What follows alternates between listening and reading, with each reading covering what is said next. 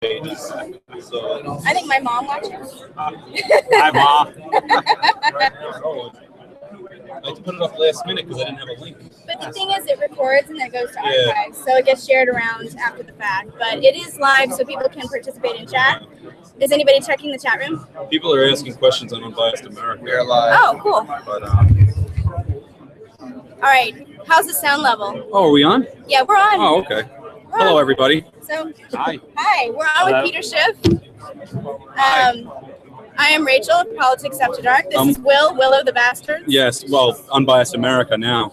And we're broadcasting live from FreedomFest, so sorry about the delay. What's that? Is it not dark yet? Vegas is timeless. I think it's always dark in Vegas. You never know in the casino. And there's a good reason for that, so you just keep gambling. Yeah. Time is inconsequential here.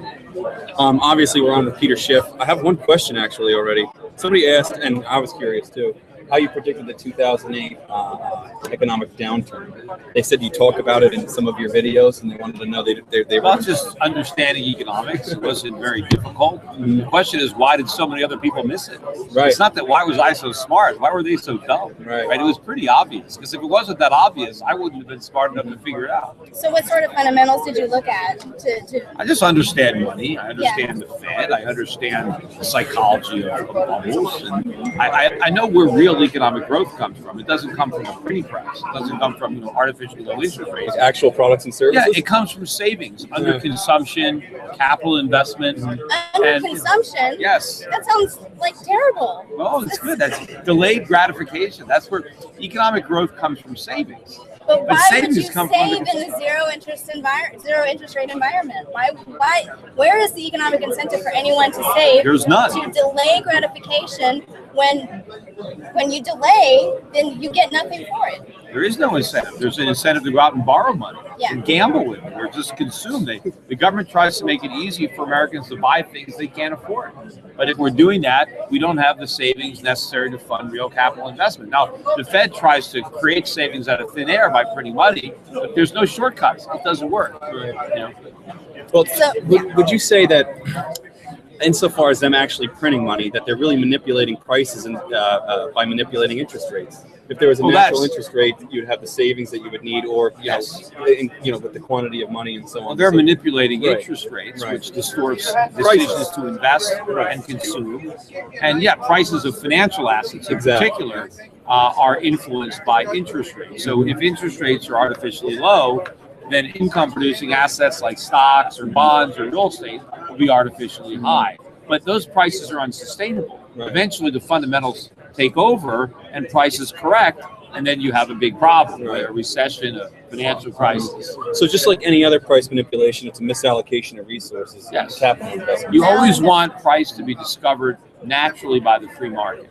And that's the same thing with interest rates. You want the supply of savings versus the demand for credit, and an equilibrium interest rate, and we would clear the market and would have savings and investment and consumptions matching the true time preferences that people have for money. But the government comes in and fixes the price, and it's a disaster. Just like, if the government sets the price of bread, right? They're either going to make it too high, in which case there's a surplus of bread, or too low and there's a shortage. If you want the market to clear, you let the free market determine a price. Now, we can get into that, how they manipulate prices all day, but they also add costs through regulations. Oh, yeah. They add a lot of costs. My question is to you, to what degree today is the United States of America wholesale a free market economy? If you had to give it a percentage, what percentage is it generally a fascist economy as opposed to a free market, a corporatist fascist? Yeah, well, a lot of it might depend on your particular business, because some businesses are much freer from regulation than others. I mean, I'm in the financial service industry, we're regulated like crazy. But everybody has to turn over, half their income to the government. So right there, that's pretty fascist. So 50%. Well, we're more than we're more than halfway to fascism. Right. We're closer to fascism than freedom. Right. But I don't know if we're at 9, but we're certainly past the 50-50 mark. We have a long way to go to get back to where the framers of the Constitution wanted us to be. Do you spend a lot of time looking at PE ratios? Are they way out of whack right now? Well, they are. I don't spend a lot of time looking at them, but obviously price to earnings ratios are very high, and the earnings are actually overstated. there's a lot of accounting tricks going on. A lot of the earnings are being manufactured by share buybacks. They shrink the number of shares to grow the earnings. It's not coming from real top line earnings growth. And of course, a lot of the money to buy back the shares is being borrowed cheaply thanks to the Fed. So this whole house of cards could collapse. It's lies, damn lies, and statistics. Yeah. I mean, all the problems that resulted in the 2008 market crash, I mean, manipulating interest rates, you have the three credit agencies rating bonds and mortgages and so on and so forth. I think the Fannie and Freddie are still they're doing more damage than ever. Right. And the FHA. How is it still? The FHA has always been horrible. But now they're much bigger now. I mean, basically what happened is the private subprime market went away and the government took it over. Right. So all the subprime lending is still going on. Right. It's just going on directly by the government. Right. So the taxpayers are behind all these bad mortgages. And autos too. The government now we've got a subprime auto bubble. Yep. I mean, and colleges. Well, that's been ongoing. I mean, unbelievable. Well, that's been ongoing, and in fact, now President Obama made it worse, which he does with everything. So at least he's consistent. Right. But they socialized what wasn't socialized in student lending, and so now instead of guaranteeing the loans of private banks, they just make the loans directly. Right. And so now it's even worse. Now the colleges have an even more incentive to jack up prices. I mean, the reason college is so expensive is because of those government loans. Because there's no incentive to reduce costs. Right. No, the beneficiaries are the colleges and the universities. Right. They make a fortune. The poor student overpays for his worthless degree, and he graduates with a mortgage and not a house. Well, the federal government and state governments make this large pool of money available for anybody that wants to go to school. And I think colleges are like, Friedman made this argument at one point about insurance and Medicaid and Medicare having this large pool of money available, and they're, let's charge more. Well, they did the same thing with houses. Houses same thing. Look, the government says that they want to help make college more affordable. The result is that they make it expensive and no one can afford it. That's right. That's how government works. It's always the opposite. Yeah, well, whatever the government's stated objective is of a program, it will achieve the opposite of that. So when they war on poverty, they create more poverty. Right. And poverty won that war. Right. So that's the government just has to stop doing things. Poverty won the war. That's a good way to put it. Or I guess if they set out, they should be like George Costanza who signed. They should do the opposite of what they want. So if they want to make education more affordable, they should try to figure out how to make it expensive. Right. And then maybe they'll succeed. Right, But there's no way they're ever going to achieve their stated objective. But often their stated objective is just a ruse to get the public to support it. They, like they'll pass a law, tax simplification. It's all about making it more complicated, but they can't get anybody behind tax complication. Right. So they call it simplification because, everybody wants to make things more simple, right? But then, then the bill makes it more complicated. That's why they don't want to read the bills. And just read the title, and make it benevolent, like the Patriot Act. Yeah, the Patriot Water Act. Well, but the Patriot Act is the most unpatriotic piece of legislation. So if you want to pass something really unpatriotic, call it the Patriot Act. Affordable Care Act. The names are all of course, we're all for affordable care. They can't call the act that let's make healthcare extremely expensive act. Exactly. No one's going to get behind that, right? No, you're What's your favorite part of FreedomFest? I don't know. Being in Vegas, maybe. Except I don't like it in July. It's very hot. Yeah, it's really hot. Sometimes. I haven't yet. So I haven't. So I haven't lost anything. So you're winning. No, well, I'm breaking even. If you want to consider that success, maybe by government standards, that's a big win. I'm breaking even too because I haven't played a single game so far. So I'm coming out I'm out on top. I watched somebody play craps, and they had me shoot the dice, and I did very well. They were very happy with me. Yeah, what I really like about FreedomFest is there's a lot of good people here. I see a lot of people that I don't see all the time. I see them every year here. I see them at other conferences. I get to see some of our clients and my company. Yeah, that's great. Your Pacific Capital. We always pick up some new clients every time I come here, so that's good. That helps cover the cost to get it here. Right. Is it worth your while financially? Is that why you come? I hope it is. Yeah, I mean, Skousen doesn't pay me to come. Not like, I don't know how much he paid Paul Krugman, but I'm sure he got a lot of money. I came for free. Yeah. Krugman. Oh, yeah. Awesome. Well, thank you so much for being on our show. Thank you. And if anybody wants to see me, I don't do my radio show anymore. Oh, you but I do a podcast. Didn't you do Tom Woods' show for? I did. Well, I launched his show. You did, now yeah. he has his own show. Okay. He was on like my network. So, okay. But I didn't have the time. I got too many businesses I'm running. Gotcha. He has the time, so he has a good show. But I do a podcast at Shift Radio, okay. and people Shift can Radio? listen to it, on iTunes or Stitcher. Yeah, have it on iTunes. And then I got my YouTube channel, Shift Report, and I put out video blogs. So, lots of stuff for people to watch. I talk about the economy, the markets, some political stuff. So one more question: where's the next bubble in the United States market? Oh, we're living in. Look, we're in the super bubble. We got a stock market bubble. We got a housing bubble. The stock market bubble's right. worse We than got housing. we got a bond bubble, and there's a student loan bubble. There's a auto loan bubble. The dollar is a bubble. The whole U.S. economy is a big bubble. Would you attribute that to people not understanding how prices allocate resources, though? I attribute it to a lack of understanding of a lot of things by a lot of people. Yeah, people have put their faith in government and central bankers, and they're going to get burned. They need to put their faith in themselves and in freedom, right? In capitalism. But people want something for nothing from the government. Right. They think the government can improve on freedom, and they can't. All they can do is undermine what free people can achieve. Right, but how would you suggest conveying these messages of capitalism, that capitalism is a better system? I mean, it's almost like a dirty word now. If I say it in academia, people have to defend it morally, right? And from the point of view, it is a more moral system, but also from the point of view of the average guy, not the businessman or the wealthy, but the poor. The middle class, like me. Why? Yeah, because I love capitalism. Well, if you're poor, look. Let's say you're already rich. Yeah. Right? Let's say you're a billionaire. Mm-hmm. Right. You don't need care. Right. Capitalism is about creating abundance out of scarcity. Right. It's about lowering prices, becoming more efficient and more productive. Higher standard of living. Right. Who needs prices to come down? Not Bill Gates. He doesn't care what the price is. Poor people are poor because they can't afford to buy stuff.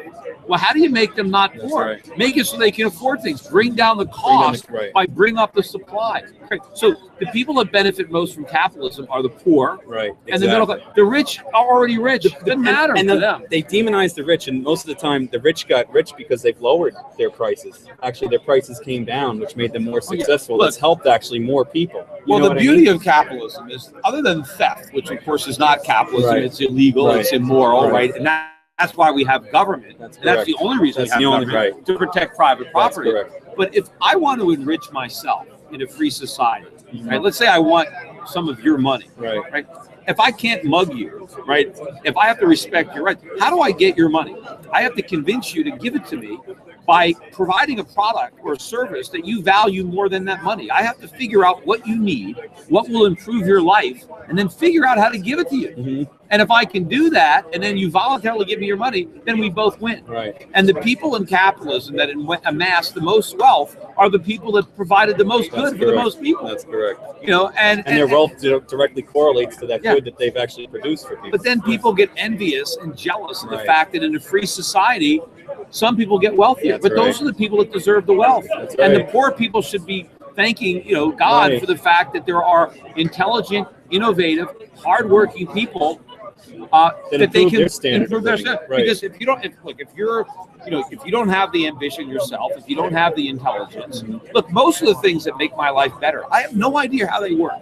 I mean, look at that computer, look at that. You think I could make one of those? I have no idea. There are people a lot smarter than me that knew how to figure that out. And I'm glad they made money doing it, because if they couldn't make money, it wouldn't be here. Right. Everything we have. We're not sitting here naked. Because I didn't make these clothes. Make a shirt. But somebody did. And even the thing with the your shirt's way better than mine. But somebody has to make the fabric.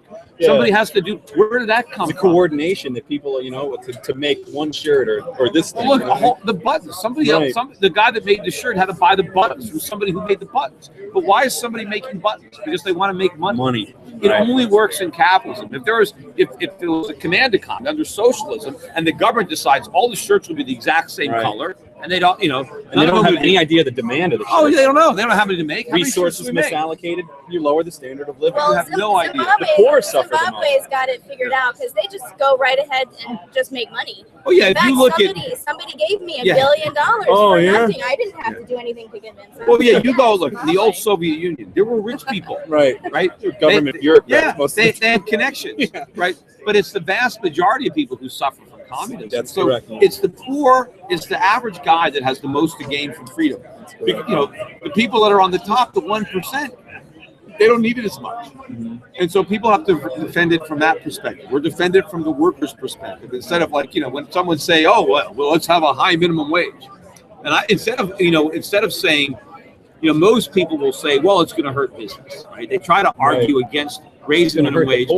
See, I never say that. I said, look, let's get rid of the minimum wage. Why do you want to make it illegal for people to work? Exactly. Why do you want to make it harder for somebody to find a job? Right? If I don't have any skills, right? Why do you want to make it impossible for me to get skills? Exactly. You know, it's like people, like a lot of liberals say, well, I believe in free choice. Okay, well, can't I be free to work for $5 an hour? Why do you want to make it illegal? If the best job I can find is $5 an hour, it's not $7.25. Why do you want to tell me, no, you have to be unemployed? You can't take that job, even if in your opinion, it's a good job and you want it, the government says it's illegal. Even if I value the experience, I want to get my foot in the door. Maybe I think if I take that $5 an hour job, one day I'll make $100 an hour. But if I don't get that first job, I can't get my second job. How can you accumulate human capital at that point? Why should a politician take that dream away from you? You know, never. It puts the hardship on business as well, because they have to figure out how to eke and a small $60 business worth of value out of a teenager or whatever. It really, minimum wage helps big business at the expense of small business. Yeah, I mean, because people, it puts them out of business. And it helps skilled workers. That's right. Unionized workers, rather than unskilled. And who gets hurt the most? Minorities. I mean, the very people. Oh yeah. No, they got public schools that are crap, and then they come out, don't have the skills, and then they set a minimum wage that they can't earn. And I don't understand how we can't control. And then they entice them into a life of crime with the war on drugs. So and then they incarcerate them when they get caught. I mean, it's a whole. Or they provide more. They provide government welfare, which will. I'll just take this, and then I'll vote for more. Oh, of course. Give me more, and I'll vote for more. We can talk about this all night long, but we have a limited time, and we got a late start, so we do have to wrap it up. Thank you. Thank you so much. Thank you so much. All right. Cheers, everyone. Cheers. Clink. Clink. All right. Oh, my whiskey. I Come missed to it. FreedomFest in 2016. Yeah. Yeah. Oh, man. What time are we off? Okay. All right. So, next up. Are you the president? Mr. President, it is such an honor to have you sit Will? Nice to have you. See you. Have a seat. I'm going to inch closer to you.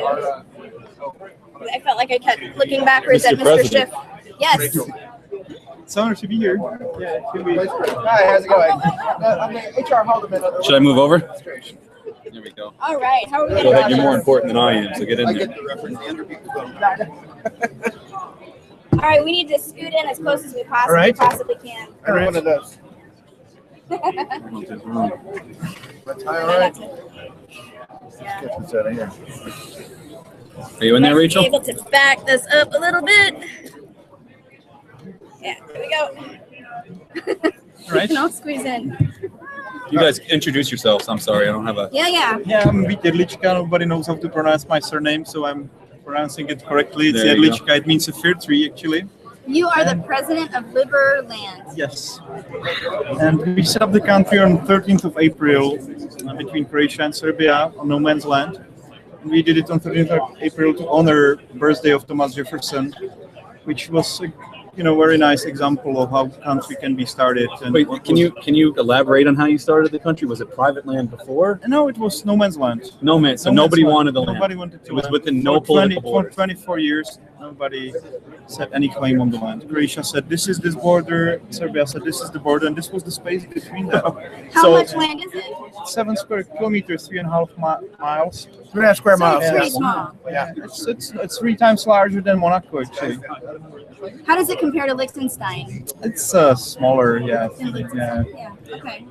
But it's funny that you bring up Liechtenstein, because we actually have some ties to people in Liechtenstein, and we're exchanging ideas, and a lot of people there are actually very supportive of the idea of a completely free society. Wow. And actually, I just named today future ambassador to Liechtenstein, which is also with us here, right there, Andreas, which is a great guy. Wow. Can you grant me like a noble title? Can I have a noble title? Are you selling those? I don't think there's any noble titles in No? Liberland, I would assume. Yeah. Aw, I But want we have a to merit system. There's only one, and I get it, Rachel. Okay.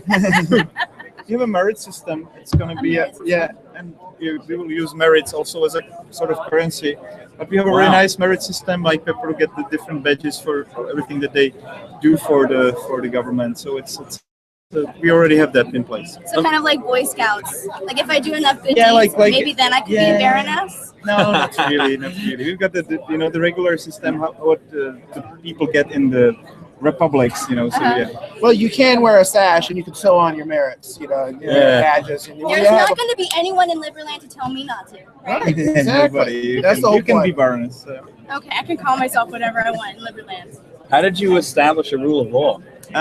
We set up, the law. We just did the minimum thing that we think should be done. We've got Kasper Zayas, who is a constitutional lawyer from UK, who helped us with the constitution. So you have a written constitution? Sure. Cool. I think it's a very nice piece of work. He has done a great job. I always, wanted to do it before I went to the land to do the constitution, but then this guy appeared and he did exactly what I was expecting it to be. So he really combined the best parts of American Constitution, Swiss Constitution, and it's an Anglo-Saxon model. Okay, like a Madisonian system? Yeah. Magna Carta? Kind of like a system between self-government and the individual rights? Yeah, we took the best parts of American Constitution, and we added some 50% more, and we basically banned government to do anything except of law, except of security. And that's expressly written. And yeah, it's what's your currency? Yes, currency is not there yet. No.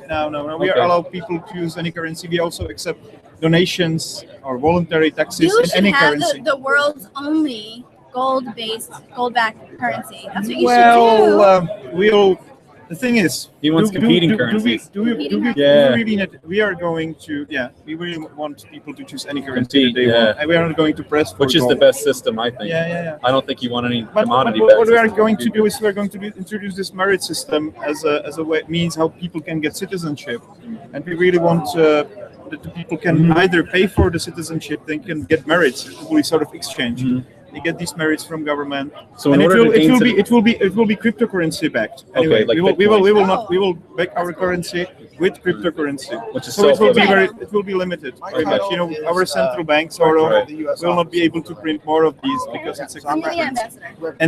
And the other thing is that you will be able to work for government to earn these merits. So it's also a great way. We're not officially recognized yet, so I'm the head of that. Anyway, so are you? Does anybody recognize Liberland as a country yet? Yeah, Northern Sudan did, which is nice, and we are working hard now with Serbia to help us set up borders, which is great. That'll be a big step, Serbia, because they've actually been very nice to us so far. They've allowed us to set up camp on Serbian soil, a dock where we can launch our watercraft from. We've got 2 boats, or maybe more. Yeah, you have a capital city?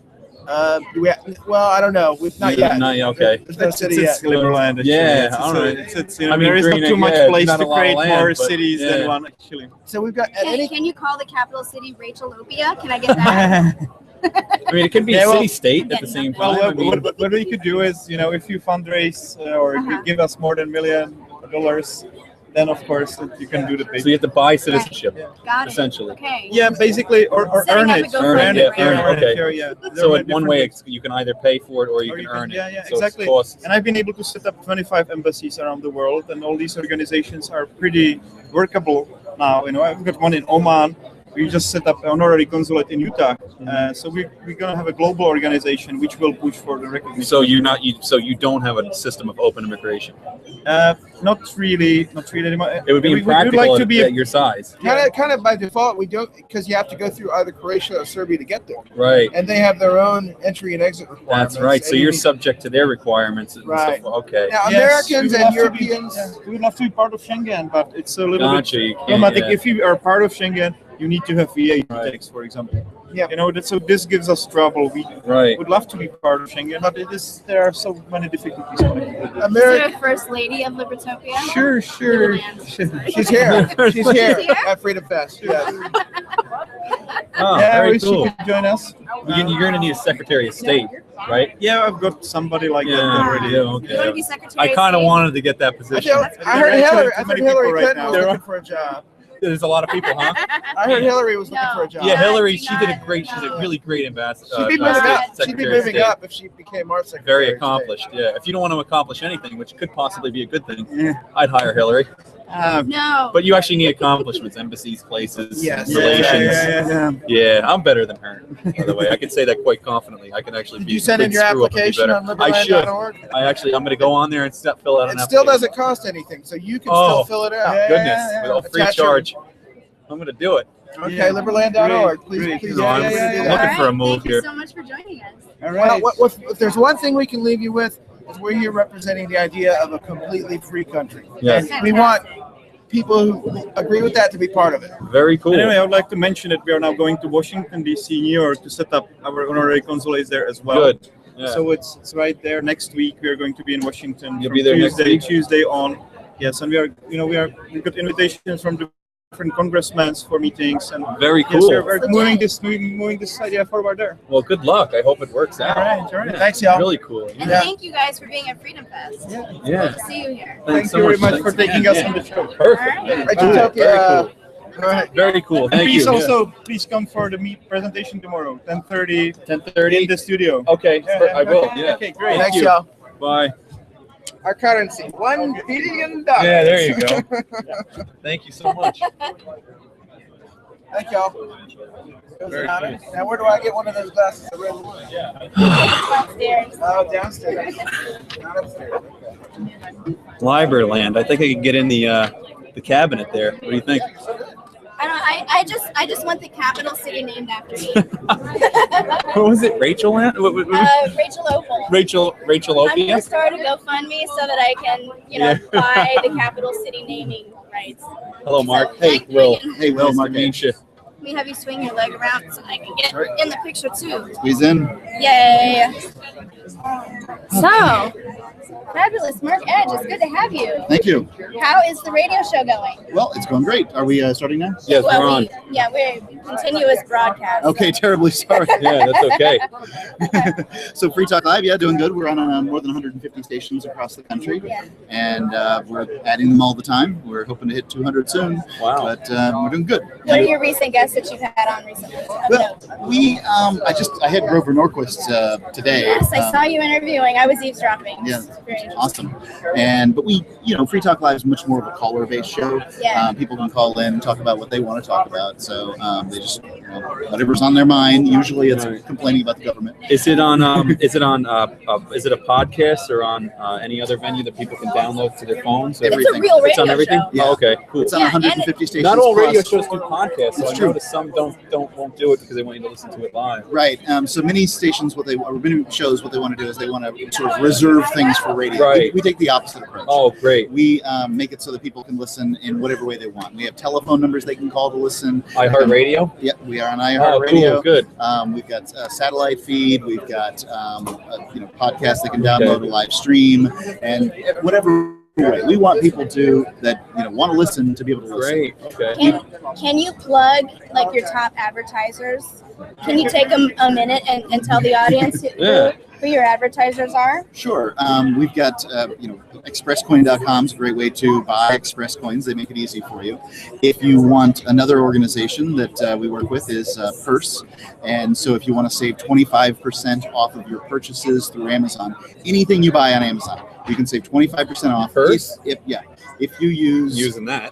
purse.freetalklive.com, but you have to buy with Bitcoin. Yeah. So Okay. if you've got to buy with, That's pretty cool. you can buy Bitcoin through ExpressCoin at almost no premium, and then It's a huge saving. Why it's a not big do that? savings, right? Like suddenly, this is the killer app for Bitcoin. Right. Bitcoin's always been, what a great idea, but I don't want to spend them. I just want to buy them. Well, now you can spend them and get 25% off on the things you buy. I at know a lot Amazon. of our viewers use Bitcoin, Yeah. and a majority of them like to read, so I'm sure somebody would use So that's that. Purse. Sure.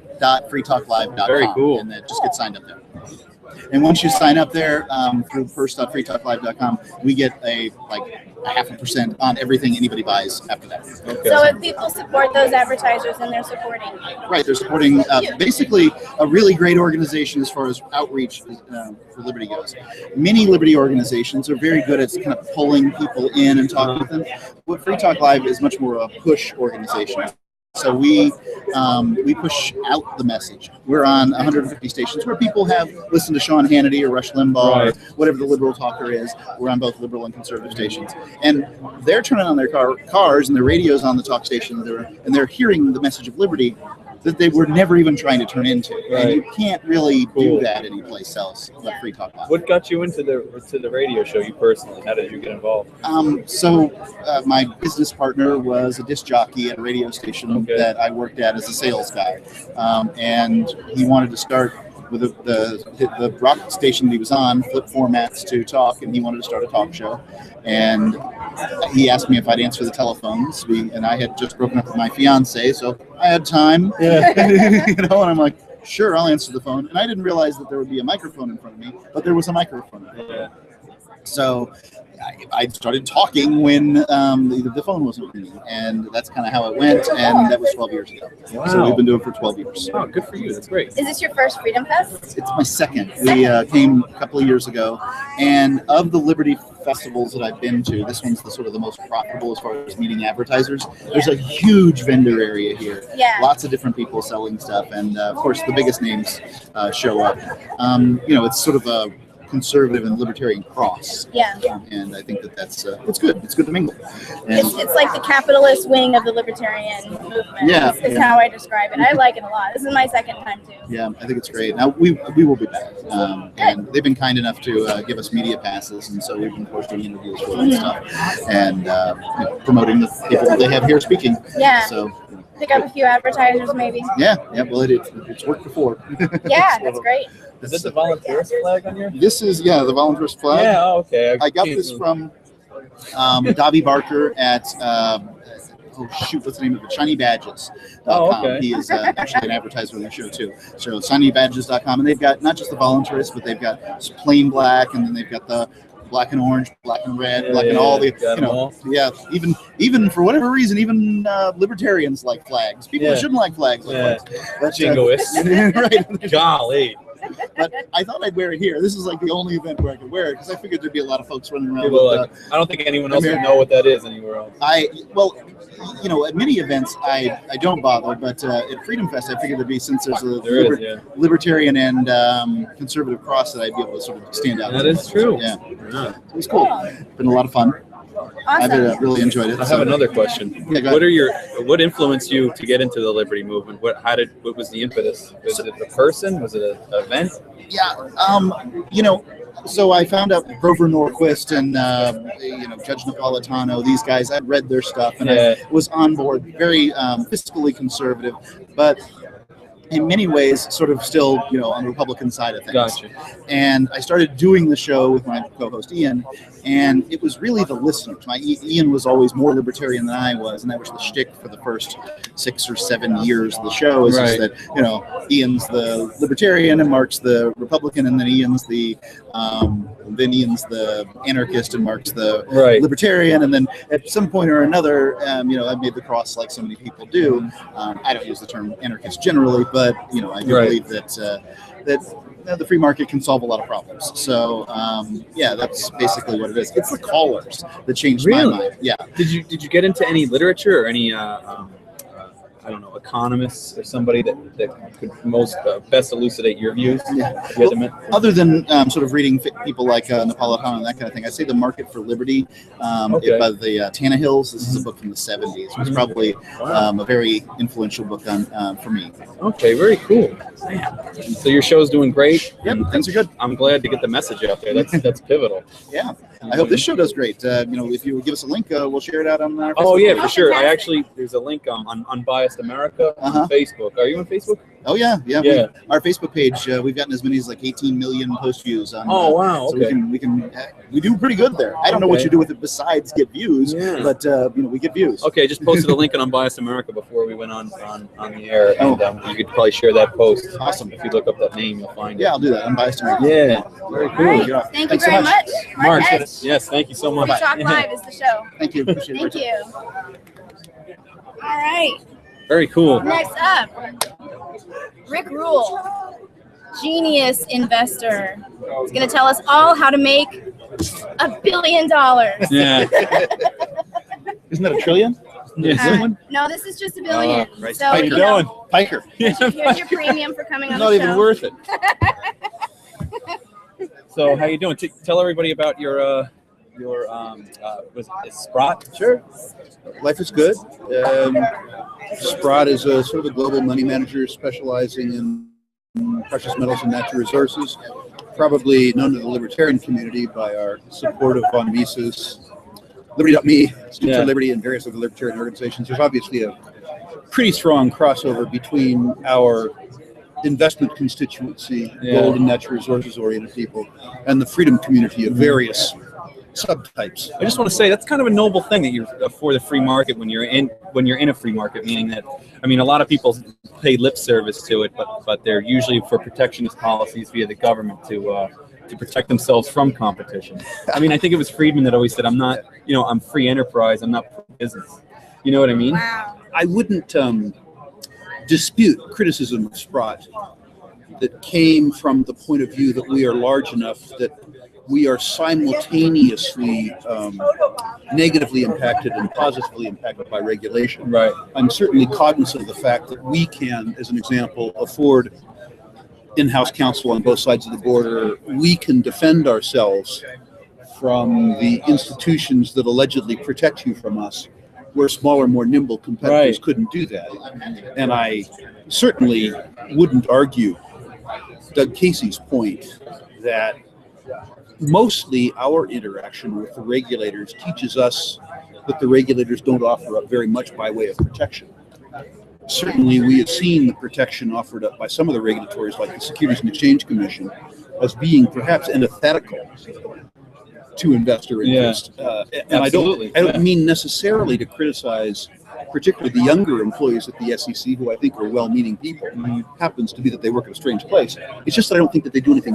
Would you place the blame then on politicians that make these policies rather than the people that work there? I would, rather than the people that work there, absolutely. I mean, the people that work there. They're just doing their job. I would place the blame, unfortunately, on us. Absolutely. I agree. We elect these schmucks. I don't mean you and me. No. I mean collectively we elect these schmucks. But I don't think we vote for these policies. I think we vote against them and they get implemented in spite of how we vote. Well, sometimes that's true too. I mean, I think the administrative state specifically, which the SEC, PCOB is a branch of the SEC, run counter to really the predilections of the people, and I think that is a form of tyranny. And I don't know how many. I hope you're right. I think I am. Yeah. I don't know. Well, I honestly think, I'm not trying to be pandering. Yeah. I absolutely think that your generation has it much more figured out than my generation. I would agree with that. Partially, I think because you understand that we're handing you off an enormous debt that we created. No offense, but your generation implemented a lot of these things. I repudiated. I did not sign up for it. I did. Guilty as charged, and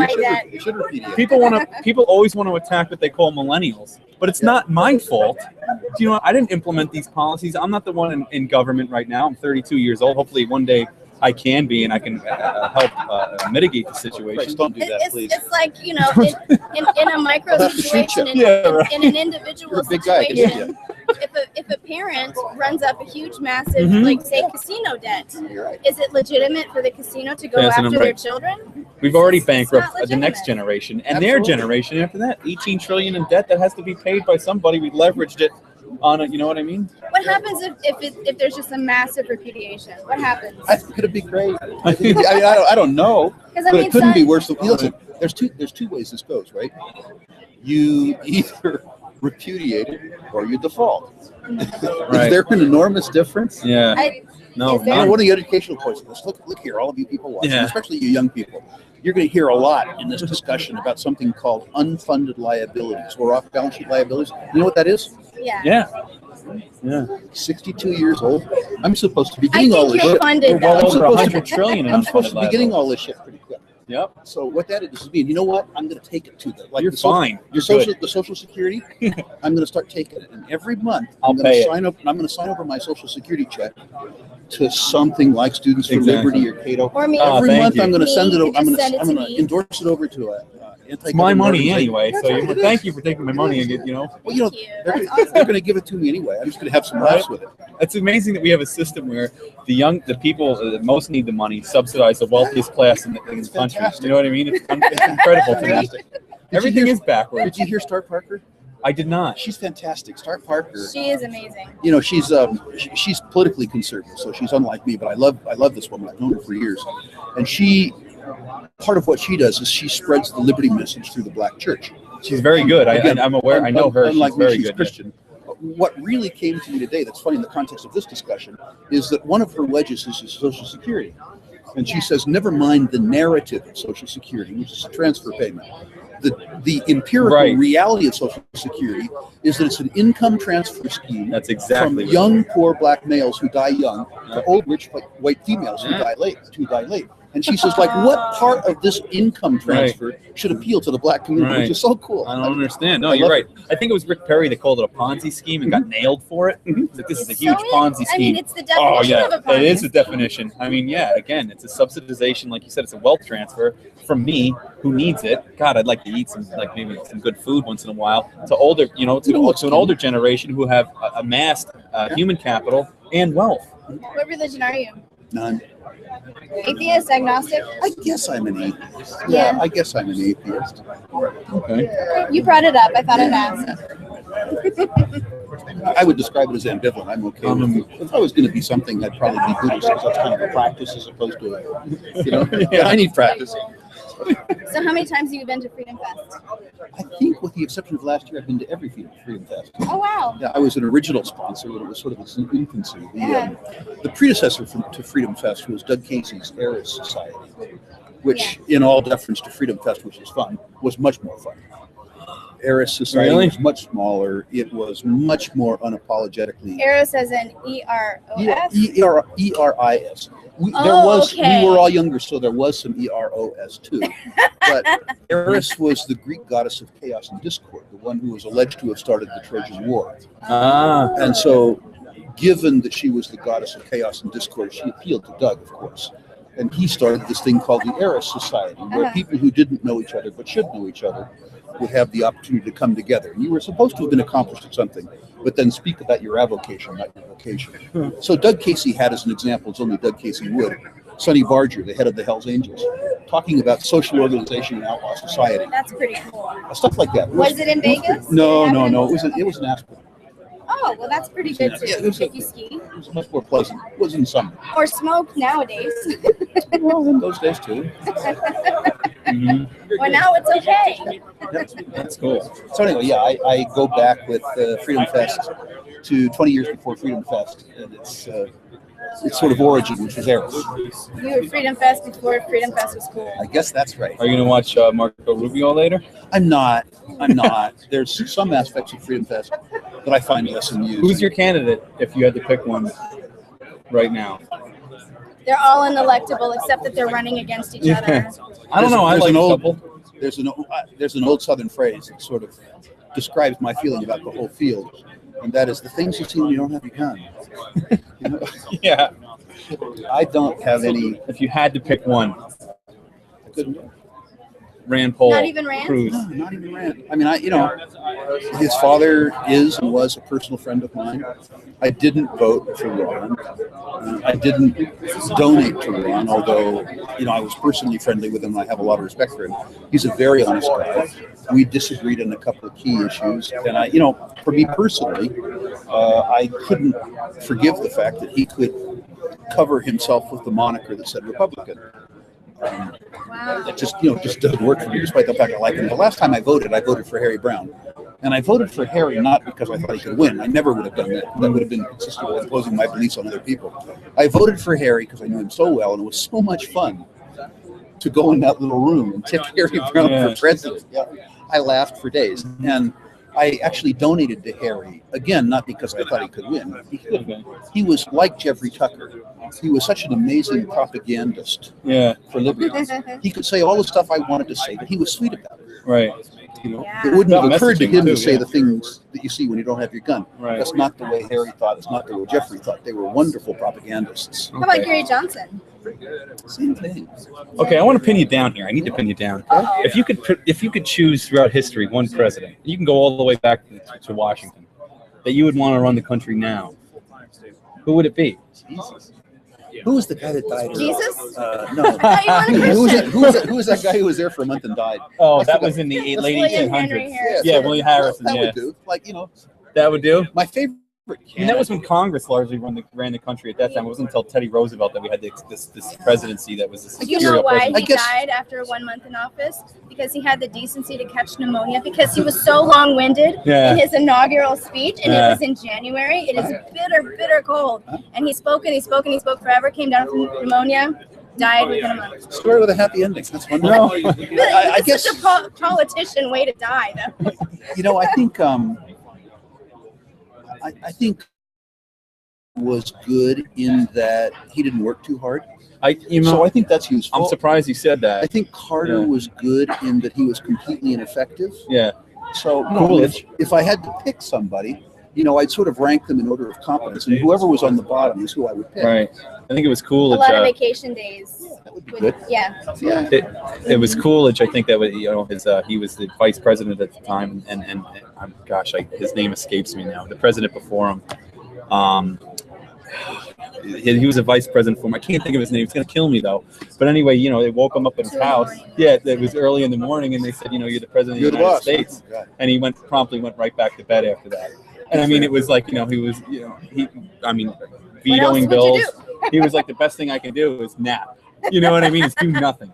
You know, so I remember when Carl Hess was running for Senate in West Virginia, and I think New Yorker magazine, somebody asked him what he would do if he got elected. He was running under the Libertarian banner. He had like 6 voters or something for him. He says, "I'd demand an immediate recount." You know? That's pretty good. Best answer he's my ever. kind of candidate, you know. Like, That's so funny. Okay, so we're supposed to wrap it up because I think you have somebody more interesting than okay. right up. So. Do we have another guest? Yeah, Diane's coming, and then I think you have Jeffrey Tucker. Oh, we do. Okay, cool. He might come by. Is he confirmed? Oh, that's right. You told me. Is he confirmed? I asked him to, and he said, "Oh, sure, I'll be there, honey." Yeah. We'll see. Yeah. Great. Thank you both. Thank you. Thank you so Thank much. you, ladies and gentlemen. Thanks for being on Liberty.me. Yeah. All right. No problem. Thank you. Bye-bye. I should have lined up more drinks. I should have had like a little Some shots. a little airplane bottle bar. Hello, here. my friend. Am I in your way? Hello. Sit right down. All right. Okay. How you doing? Great. How are And you? it's Giant. Can you say your last name? For me? See, giant is like giant. Giant. Yeah. Yeah. You go. You're billionaire. Yeah. You're an honorary billionaire because paper is money. So paper is wealth. You are. I gave you 100 trillion. You remember that? I'm a broker. That's what happens. Do you have Yeah. change? And all I get Commission. All I get They is a call me a billion. broker. He's broker and broker. He's giving you He's change. broker. I actually gave him 150 trillion actually. But thank you. Deflation.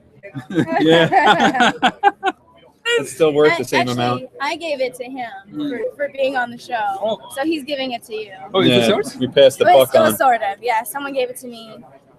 So We passed the buck here. yeah, You know we what I passed mean? the buck. Okay. Now it's yours. Yes. No, I actually went to Zimbabwe, Yeah. and I could. You can pretty much pick them up from the road, and I gave it to a lot of people. I framed a few of those for Rick. Yeah. Gave it to him, and I gave one frame to Doug Casey and a few other people Why were you in Zimbabwe? to do some research.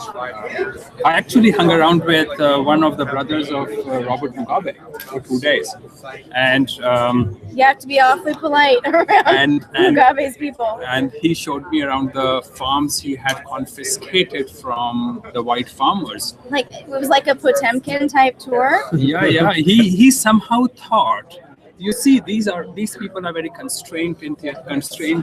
Mm-hmm. They think it's something to talk about. It's a proud thing to talk Right. about. Expropriation's a good thing there. Because he hasn't an imagination to think that there's some people who might not like this kind of concept. Right. So, Wow. Was he so surrounded with yes men because he kills all the no men? because he's one of the richest people in Zimbabwe, and so police stop, waves at him. He does not stop. Police car follows him. Then he shouts at the police guy, and the funniest thing was that he took me around about 8 or 10 buildings of his, and there was this photograph of a girl in bikini in every office that he had. And I did not really think what was it was. And I made some dirty comment at one point of time. And his response, oh, that's my daughter. No. Weird. This just got really weird. I didn't know that was coming. You surprised me. Right, and that was his daughter. But then, of course, he didn't mind that because in his mind, of course, it's not normal. a problem. Yeah, it's not a problem. So, but I felt guilty for a second, but then I knew in a flash that it didn't hurt him.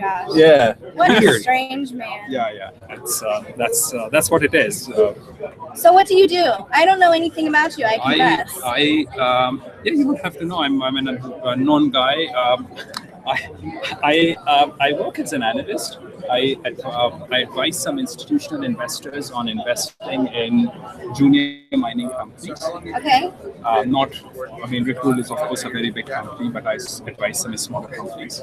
I'm on the board of one company. And I advise a few companies as well, junior mining companies. Do you think silver is a good investment these days? I wouldn't say anything. I don't think so. I don't know. Really? I don't know. You don't know? I don't know. Yeah, I think gold should eventually kick in. Gold is worth it. I don't know about it. And that's basically because the environment is a negative yield environment today everywhere in the world. Yeah. Or low yield environment. And Indians buy gold not because they are experts in monetary economics. They buy gold because there are no yields in that economy. Yeah. You can't really invest your money in that economy. So, in today's climate, you wouldn't say that buying precious metals would be a good investment at this point. Gold would be not an investment; it's a good insurance. No, I mean hedging certainly against whatever the interest rates are, whatever bubble that we're in right now.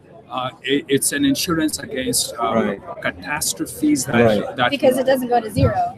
Right. It doesn't go to zero, but it will. It can actually go to quite low, but at least it will buy you something. Yeah. Right. Whereas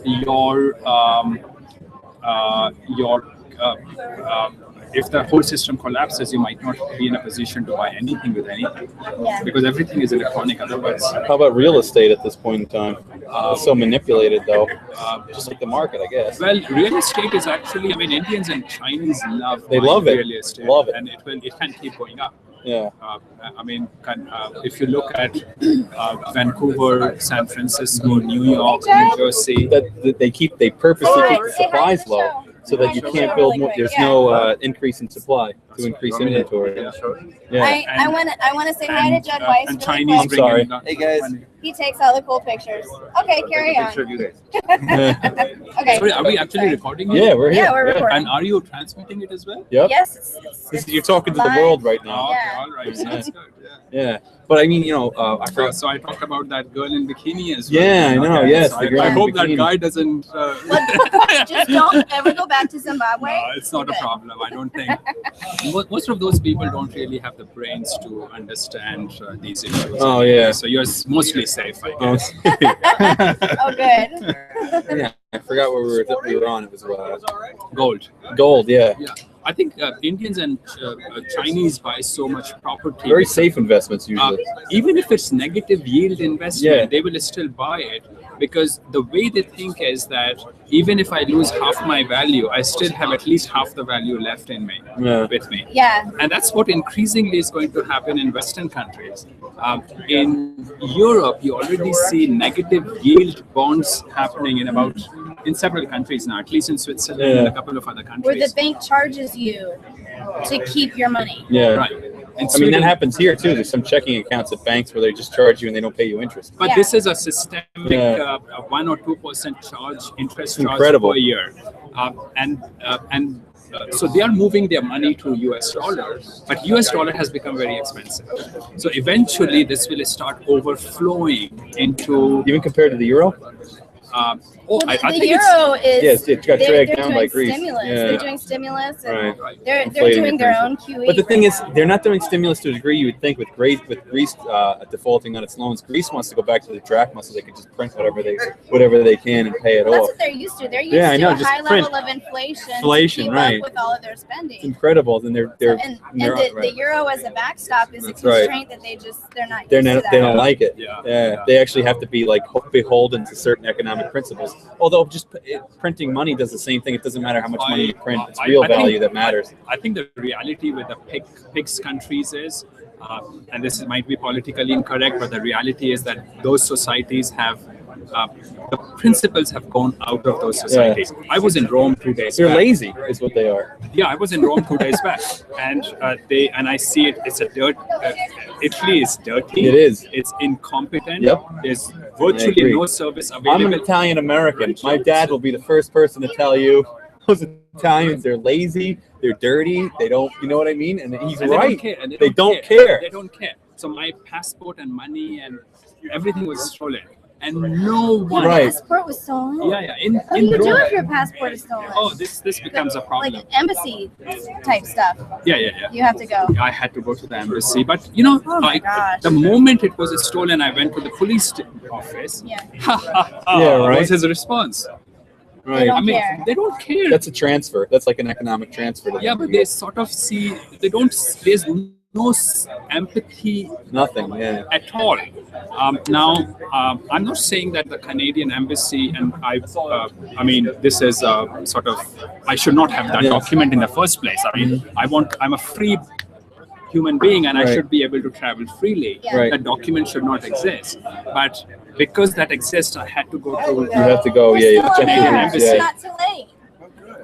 and the embassy. Yeah, you're on it I right had to pay now. $500 before they started the process.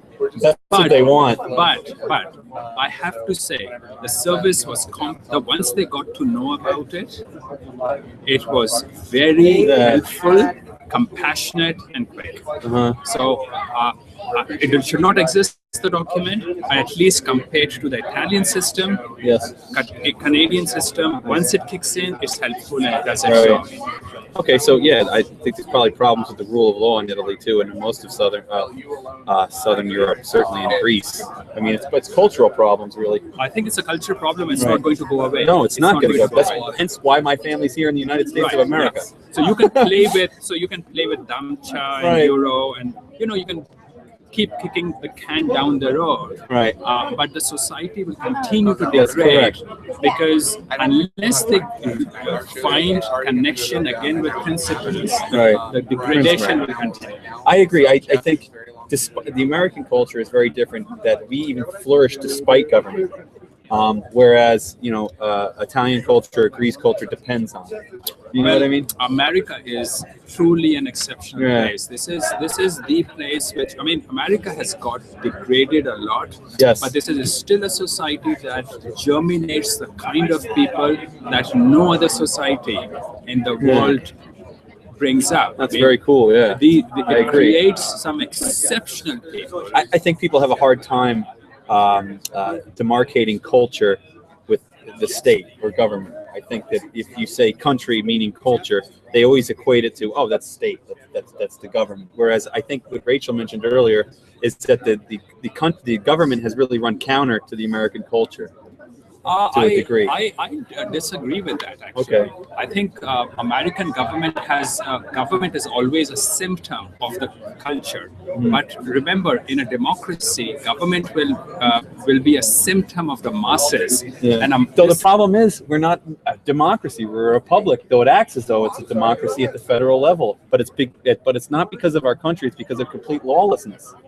yeah. Do you know what I mean? I mean, we're not a pure democracy. And apathy. And absolutely, it feeds on apathy. I mean, this is where it gets its sustainability from. It's the apathetic public that cares little. I mean, Well, they go to the voting booth and they think they've expressed their opinion and then let the chips fall where Exactly. they may. I've said what I need to say, As though and they're- right. then it doesn't matter what the actual results Right. are. As though they're not a Everyone's sovereign sort of individual. mollified. Right. I'm a sovereign individual. I am my own master. When I go to the polls, I vote for somebody to protect my right to life, liberty, and property, and nothing more. That's right. And I think a lot of people go and they're like, "Oh, I want this." You know what I mean? Or and you're right. And people are very apathetic. I don't think people understand why the government was promulgated in the first place. Read Bastiat, the law, by the way. Yeah, but the problem is, I think, inherent in democracy. Masses should not be a part of the conversation. Absolutely. You see, you don't elect a doctor or you don't elect an engineer. Yeah. So masses. You see, in any society, 70, 80, 90% of the people hate thinking. Right. And these people, they do. And these people who hate thinking should not be a part of the conversation, political conversation. That means that they should not be able to vote. Right. I think they were a victim of our own success in that regard, that people have been left alone. And they think, oh, I don't need to think about it. You know what I mean? That they have no obligation to maintain liberty in a certain degree. When it gets bad enough. Right. It's going to take getting bad enough. Right. Though. And that's what the founders and framers talk about, and philosophers, Montesquieu, that we have human beings have this incredible propensity to really withstand tyranny until we get to a point. You know what I mean? It can get much worse. Much worse. So yes. I grew up in India, and if you haven't been to India, you have to go there to understand the richness. Right. This was one of the richest country at one point of time in the world, and today 60 to 80% of the people wallow their own filth. Right, exactly. They have no toilets, no water, no electricity, and it's not unimaginable that this might happen in the US. And India is a great example of the market. I mean, after they got independence in 47, there was 30 years of so-called independence. Yeah, so-called. But I mean, it was worse than before because they had a largely socialist economy at that time. Yeah, and a bunch of smart crooks gave management to junkies. That's right. And then you had within the 80s to 90s, when the same movement in China, you had this move towards market prices, allocation of resources, and this large rise in the standard of living, which I think is case. There's so many of them. It's empirical at this point that the free market best allocates resources and rises the standard of living. Absolutely. I mean, yeah. But you see, but because masses don't think, they won't appreciate that. But on the contrary, masses do think in a free market. I mean, the masses, this dispersed knowledge in a market, is far better at allocating resources than a central planner. Absolutely. You know what I mean? In one person. Absolutely. Masses, everyone can think in the moment. Within their self-interest. Right. But when they think about the future, which is politics is all about future. When I go to vote, it's about tomorrow or the next month or a year from now. It's the problem when they vote in their own self-interest because they can't think a year from now, actually, and they can't think in terms of this chess play that might happen a year from now. They make mistakes because they just can't think. Correct. That is correct. Does Jeffrey want to? Jeffrey is here, okay. So we should probably wrap this up. Great. Thank you so much. Yeah, thank you. That was really cool. Giants Bhandari. Yeah. That is such a cool name. I wish that was my name. I'll change it after this. It would be ironic for me. All right. Yeah, thanks, guys. Thank you so much. Thank you. Very cool. All right. Hey, Tucker. We're ready for you if you're ready for us. It's over Thank you. Oh, here we go. This is amazing. So we have our own little. How you doing? Our own TV studio. How you doing? It's good to see you. Good to see you. Yeah. That is sparkling. No, they're wonderful. That's very nice. The whole thing works. It's sort of vaguely ostentatious.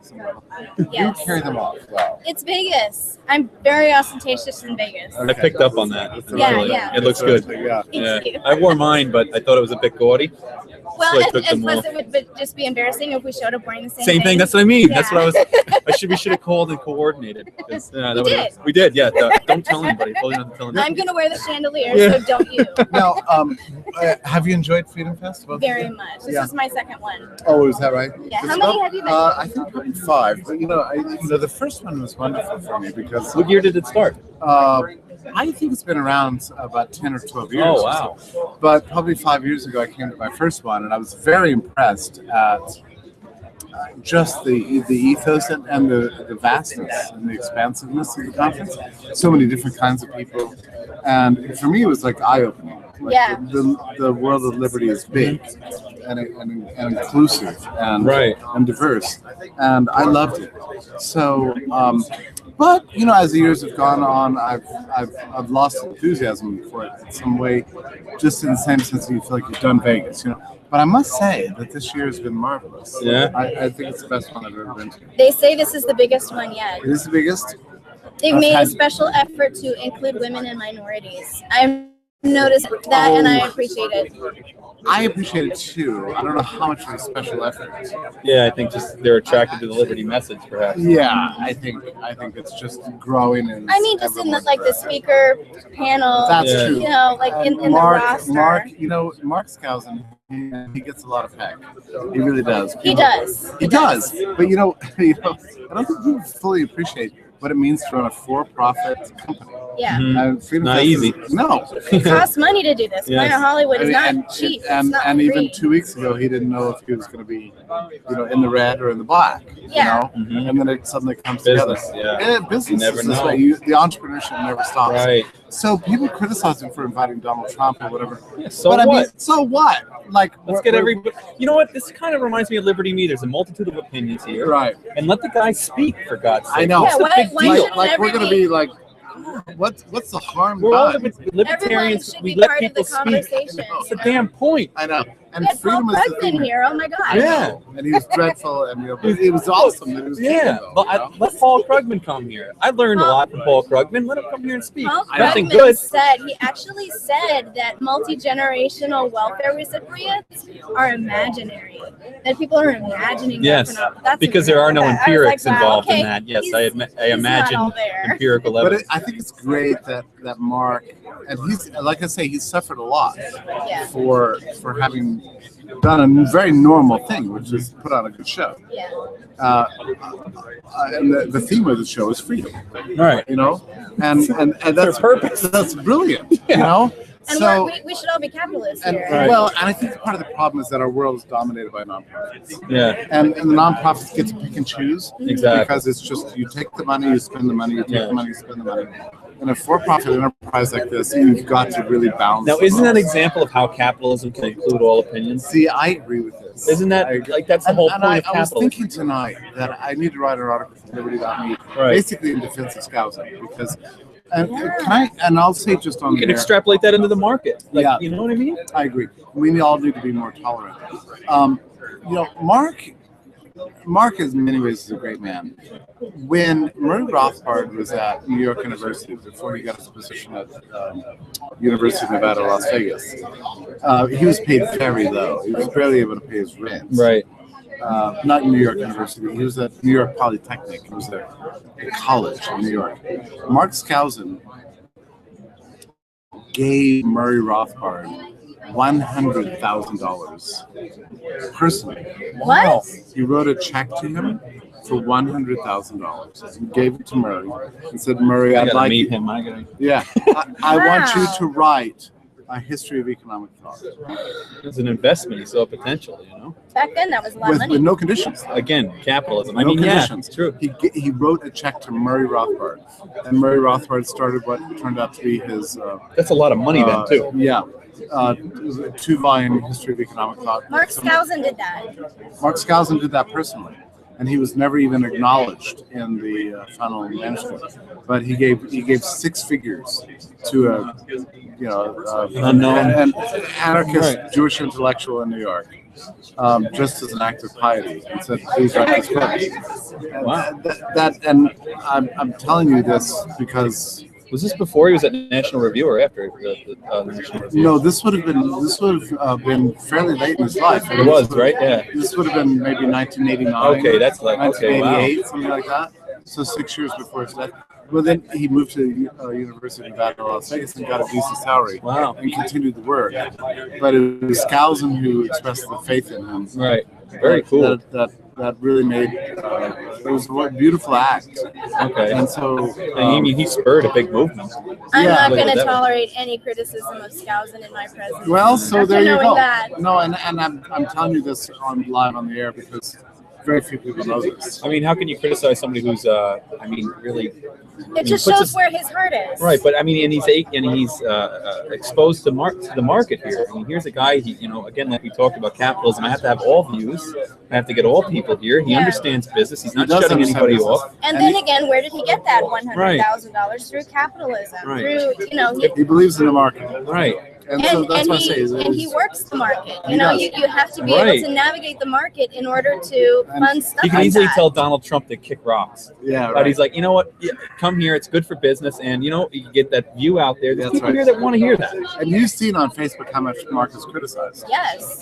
It's wicked, and these people who've never opened a business don't understand. Not a clue. Yeah, what it's like to run a for-profit company. But Mark walks around here. He's accessible. Yeah. He talks to everybody. He's happy. Again, it's a majority of people that would advocate for capitalism, yet I don't think understand it in that context. That's right. That would criticize them. That's and right. Understand that it's a multitude of views. There's a huge market, and there's demand for things like that. And if Donald Trump is going to speak, we want him to speak here. Of course. You know, in front of an audience of anarcho-capitalists, basically. Exactly. We Let want them come everyone to here. speak here. Right. We want to be the This isn't a place college campus. to speak, you know? And if everyone wants to speak here, that's a good sign. It means that we're a growing contingent that they want to court. So. Well, I'm glad I had a chance to tell that about Mark because he was always very piously devoted to Murray as a man, as a thinker.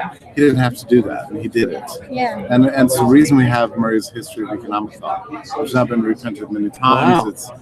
It's an epic book. It starts in the ancient world. It goes up to the late 19th century, and then he died. Yeah. He wasn't able to finish it. But because we have these two gigantic volumes, it's entirely due to Mark Skousen's inspiration. Wow, I didn't know that. Oh, and he doesn't even talk about it, right? Oh, wow. I mean, I've never heard him even mention it. Yeah. I've never heard that. Yeah. Very cool. Brilliant. Yeah. So, are you going to Marco Rubio's speech tonight? Tonight, I am in 4 minutes. I've got an interview with some national television show, so I'm excited about that. I guess, and I've been doing interviews all day. Which show are you on? It's something like WAG TV. Okay, very cool. They've been texting me madly all day, and I've missed 3 different deadlines. I've been speaking a lot and hanging out and all these things, and then I guess there's a big speakers dinner tonight, and we have the Liberty Me Hangout. Yeah, where's the Liberty Me Hangout? At the Heart Bar. At the Heart Bar. Bar. At 8 to 10. Yeah. So I'll be the guy who sits asleep at the bar. So just wake me up. Okay. Oh, good. I need a drink. Yeah, I know, right? You don't have one? I've only had one. One red wine. My whiskey's running low here. Yeah. So I'm starting. Are you drinking that neat? Yes. Okay, so I've been watching Mad Men. Yeah.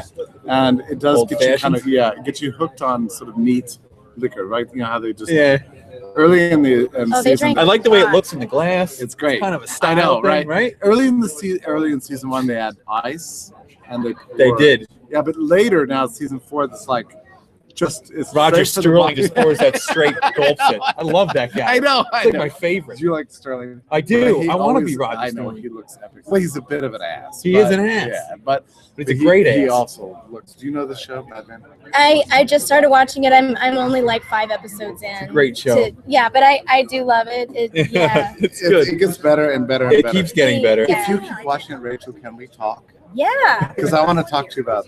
I mean, I'm really into Orange is the New Black. That is my have obsession. you I like seen that the too. season 3 yet? I have 5 episodes to go. So I'm I'm in the halfway middle through. of it. Did you can't like season spoil it 3? for me. I'm only 1 episode because I'm stuck in I'm Mad like Men. 7 or 8 episodes in. Oh, did the bedbug thing? Is that episode 2? Oh, I'm over the episode. No, yeah, that's I'm past 2. that's like 4 or 5 4? bed bugs. Okay. Oh, Yeah. that was season 2. Yeah. Yeah, Yeah, no, Bed bugs season is 3. Season. Okay. Yeah, Episode 2. Okay. Probably. Orange is the New Black. Great show. I've only seen episode. Can't believe 1. everybody knows that. That's Orange is the New I'm Black. obsessed I with love it. that show. I know. Good. But my lifestyle with the 2 kids, the stay-at-home mommy thing, Yeah, I you can't. cannot binge Right. watch This things woman like is a I great used to. woman. Look at her. Yes. She's got 2 children, which a lot of women are disabled by. I didn't know, yeah. Children. But look at Rachel. You're free. You're expansive. You're curious. You're working hard. You're doing podcasts all the time. You're beautiful. I've got a So- great support system. Oh, yeah. I couldn't do it without my support Yeah. system, without my wonderful husband. I'm and- just so happy for you. I'm glad you're here in Vegas. Thank So, you. it's I'm glad wonderful. I'm here in Vegas too. It's a much needed break. Yeah.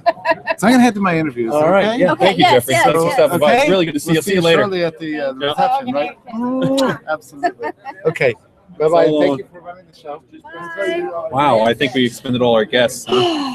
I'm gonna sit in this chair. Yeah, it's a good show. Yeah, it was a very good show. We had Peter Schiff. Yes, We had the we do. it's I knew that. Keaton, but I'm gonna sit Yes. here. He's- Uh oh, She's being she's been stolen. carted off. uh, You know, I wonder how's the microphone working. Really? I hope everybody can hear. I haven't checked Unbiased America. Is it freezing up at all? Good. Are there any questions from the audience? Anything we need to? I might. I don't know. I might have some. Oh man. Oh my goodness. You following us? Yeah. Let's see what I got here. Hi, audience. All 5 of them. Hi, Mom. Mom's not watching. Yeah, my mom hasn't seen. That was a lie. I told Peter Schiff, well, my mom watches, but that was a total lie. I'll knock knock jokes until Angela comes on. Do you know any knock-knock jokes? Or like I don't know any good jokes. Any other jokes? I don't know any like clean jokes that I would say on here. Why would you tell a clean joke? Yeah, I know because Do you know any dirty jokes? because this will exist in the cosmos long after. You know what I mean? There's a lot of cosmos, especially leadership. Yeah. Yeah, people will be watching this someday, and I'll have a dirty joke. But I don't know. I can't off the. The show is Beer and Bastards. It's we changed it. We had to change it. What? It's Unbiased America Live. Yeah, we changed it. Oh, now I understand. Yeah. No more beer. We're trying to get like bigger guests on, by the way, like Thomas Sowell, and I don't think he'll come on a show called Beer and Bastards. You know. Sad. Keaton. You know, I wasn't gonna not do your show. I felt awful, but I said like I didn't want to, so I'm doing it. Yay! I wasn't not going to. I couldn't. You're our big finale. Oh God! Dun, dun, dun, dun. I followed a lot of tough acts. Okay. Yeah. Scoot in here. All right, look, I'm wearing Scoot in here. I didn't put a jacket on. Okay, yeah, now you're Doing the professional. whole, like, shaking it a little bit for Yoga you. pants, a gray sweatshirt, and a jacket. But on the webcam, it looks great. It looks really Look good. at that. It looks so professional. That looks like just a really nice shirt that goes with a. Yeah. It looks like a dress. So, War, I'm what is it convinced. good for? Guys, I was going to say something really foul. Absolutely nothing. Angela was on a panel, a debate, actually, and it was called War, What Is It Good For? And Angela with antiwar.com was she actually made the case that war is actually good for a few things. Like what? You like giant centralized governments, it's awesome. I mean, Yeah. if you like, the usual. If you like internment camps, if you like price controls, if you like surveillance, Big government. if you like being, probed. I mean, I enjoy getting a pap smear at the airport. It's like comes with my Yeah, no, you need one of $35 those. Southwest ticket to San Francisco. Oh, there's Alan West. Very cool. that was the segue into it. As soon as I said pap smear. Yeah, there's Right, Alan there, West. Speaking of war, I actually like him a lot. It's pretty cool. So what are we doing tonight? Are you going to the Liberty Me Hangout at Heart Bar? Oh, there's a Liberty Me. There is hangout. Yeah, we're all hanging out. Before the karaoke. Yeah. The karaoke fiasco. That's what I call it. We're planning a fiasco. Oh no. Yeah, well, I'm actually going to hear you perform. I enjoy it. It's one of my favorite parts now of the event. But maybe I'll do Mariah Carey just for maximum embarrassment. There's nothing embarrassing about Mariah Carey. Mariah is amazing. No, but if She has a I great did voice. it would be a catastrophe. Have you sung Mariah Carey songs? I think you can pull it off. I definitely could. Another glass of wine? Yeah, in my head. In my head. That's all but- that matters. Reality is but a mere perception. Awesome. Go kill it. Yes, let's go drink some. Yeah. Was there drinking on the show earlier? Did I miss the drinking? There was some drinking. There was, but we yeah, can't really readily leave and go But- back to the bar. I didn't feel like our assistant, our support staff is like compensated well enough for me to say, Yeah. get me another glass. Although So- I have thought about that a couple of I times. thought about it Yeah. a lot. I was like, but no, they're. So antiwar.com. Yes. Do you know Lucy Steigerwald? Yes, I do. Her and I are like this. Really? We love each other. We've gotten in many arguments, but we've hugged it out. Are you frenemies? Yeah, we're more so frenemies because it's more friends than enemies. Okay. You can ask her. What do you guys Sure. argue about? Is it just strictly the fact that you don't understand liberty? Yeah, I don't understand. I don't liberty enough. Like she's like, do you even liberty? But I don't do it enough. Do you even liberty, bro? Do you even liberty, bro? But I'm not liberty enough. Do you not understand how the roads will be built? The roads are the government is necessary for the roads.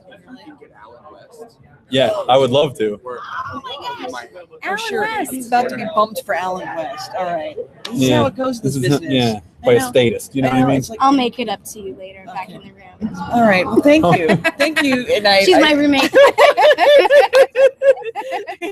I totally now unsettling the Liberty.me audience. But you know what? I understand. I know what it's like to be bumped. Yeah, so that's okay. But I am, yeah. No, excuse me 1 second. I'll be right back. Yeah, Sorry. Go get us a refill. Yay! So, are we actually online? Yes. Oh, we are We're online. live streaming. There's like actually people in a chat room, and I don't even like Cameron and Ryan like know what they're saying, but I can't see it. So What they're saying is nothing good. I've seen Liberty.me chat rooms before when we do. I just want to do a plug for Scott Horton and Jeffrey Tucker's Eye on the Empire. If you don't know anything about foreign policy, you will after you see. Is it a podcast? It's a Liberty.me monthly live streamed. A show like video. this, a web Yes, beautifully done web show, double screens, and they talk with about Jeffrey those important- Tucker and Scott Horton together. I'm sorry. Talking foreign policy. That sounds. Yeah, Alan will be on in just a second. Oh, okay. Well, I think he's got a minute. excuse myself, and hey, how are you? Oh, fine, thank you. I Yes, just love right it. It's like here, like it's sorry. like a cocktail. I'm sorry, I've been bumped. Excuse me. That's awesome. Much better looking than me. You want me? Yeah, come on. Hi. How you doing? I had a selfie with you earlier. You did? Yeah, I'm Rachel. Rachel, I Yeah. remember. Oh man, I was in a different outfit. I wanted a selfie. Don't worry, I'll just pull it off of the. I have like 3 computer. outfits a day for FreedomFest. So how you doing? I'm doing great. Yourselves? I'm doing well. Did you speak here today? I have spoken here every day. You've spoken here every day. Okay. Wednesday night, I was an opening speaker, and then also yesterday, and did the panel today, and I'll do 2 panels tomorrow. Wow, Okay. you're so busy. A little bit.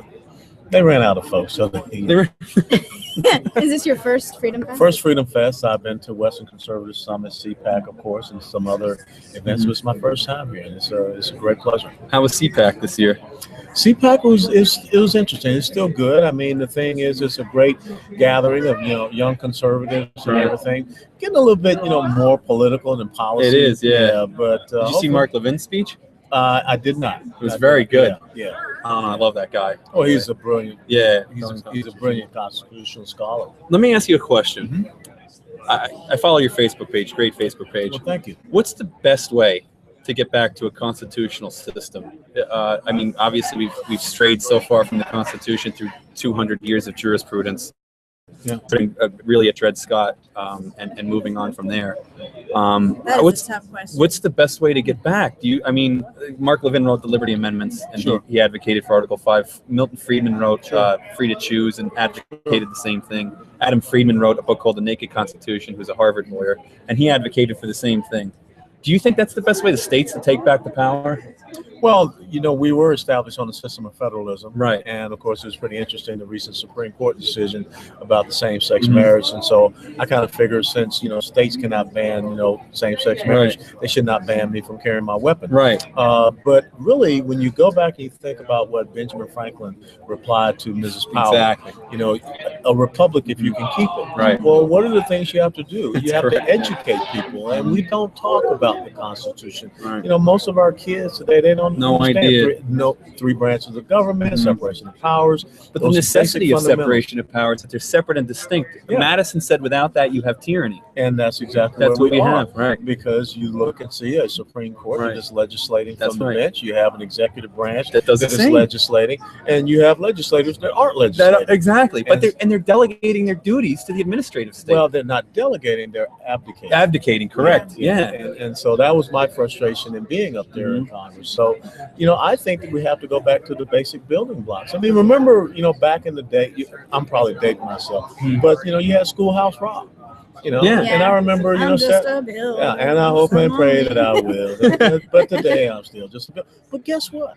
Saturday mornings, when I'm there with my Tony the Tiger Frosted Flakes, I was learning about the government Yeah. and how it functioned, how it operated. So, Really? Yeah. Yeah, And so, That's and good it was, stuff. Yeah. and it was in a way that even as a young, child, a young kid, I could understand. Right. And it was fun, the Schoolhouse Rock pieces. And so I think that's what we have to Right. start doing. Because if you look at the court case with specifically on gay marriage, I would go to the polls in my state and I would support same-sex marriage. I'd vote for it because I'm for tax breaks. Give them tax breaks. Government gets less money. I'm cool with that. Okay. I'm a conservative at heart, but I would go do that. I'll never get that opportunity, but that really highlights the dichotomy between self-government, us governing ourselves, and individual rights. When the government takes those decisions away from people, certainly self-government saying, "Oh, you have a fundamental right to marriage." Well, the thing that right? nowhere in the Constitution. Nowhere. Now, we all have the pursuit of happiness. Right. There's no doubt about it. But when you start to get to the point where you are manipulating the Constitution, namely the 14th Amendment, to placate individual behavior, it's incredible. You're opening up an incredible Pandora's box. Yes. And that's my concern. About, I support civil unions, and that could have been the end of it. The federal government has nothing to do with it. Right. And I don't want my state I don't want the federal government to tell Texas how to define marriage. California can define it on its own. You don't like it, there's mobility. That's the issuing agency of a marriage license. That's right. So those are the type of discussion we have to have. But when you have the special interest advocacy groups that are able to manipulate, the court system, and you have more judicial activism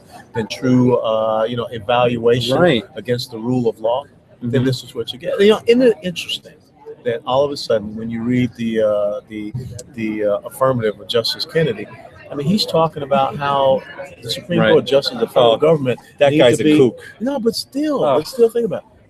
The federal government needs to be in the business of who loves who, or dignity.